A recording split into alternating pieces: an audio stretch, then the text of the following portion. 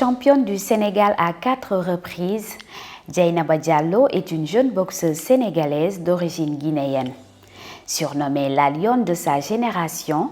Dieyna se dit motivée par ses défunts parents et sa petite sœur. Source bi ma gën a motivée ce sont mes parents ñoom ñoo ma gën a motivée. À part ça sama papa tout le temps dañ doon seetaan ay films du genre fa laa demee ba gën a am motivation ma dugg pour les rendre fiers vu que ñoom def nañ ko il fallait bokk am ku ko def au moins ñoom ñu mun see gis seen bopp. J'ai ma petite sœur boo xamante ne mu doon def kung fu ak sama petit frère donc par la suite man nekkuma fa woon. J'étais ici à Dakar di jàng auparavant donc une fois bi ma delloo à Diamniadio si laa gis ñoom ñuy def kung fu si laa intégré ci salle bi après ma doon commencé di compétir. Abordant les points saillants de sa carrière, l'internationale wushu sénégalaise renseigne que la disparition de ses parents l'a beaucoup affectée.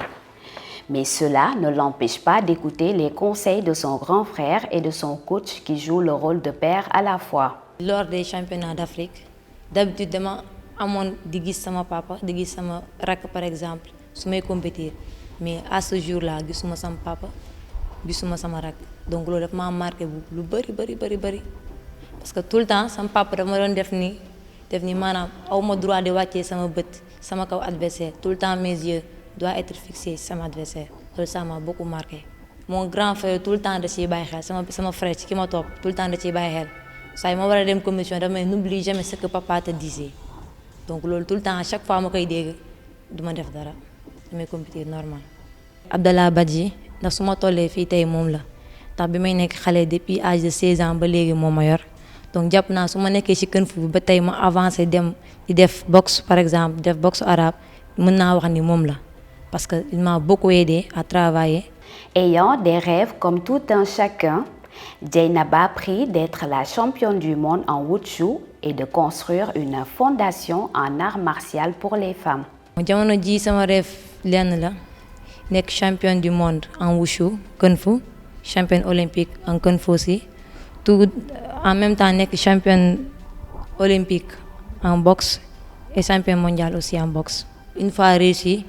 ubbi benn fondation boo xamante ne c'est basé dans les arts martiaux pour les femmes pratiquement parce que jigéen ñi gis ñu ci seen bopp te bëgg naa man une fois réussi inchallah jigéen ñi gis ci seen bopp bu baax. Revenant sur les difficultés qu'elle rencontre dans son milieu, elle lance également un appel à l'endroit de la fédération pour une meilleure prise en charge. Du ma ne amuñu accompagnement am nañu accompagnement mais dafa des parce que da ngay dem compétition ba ñëw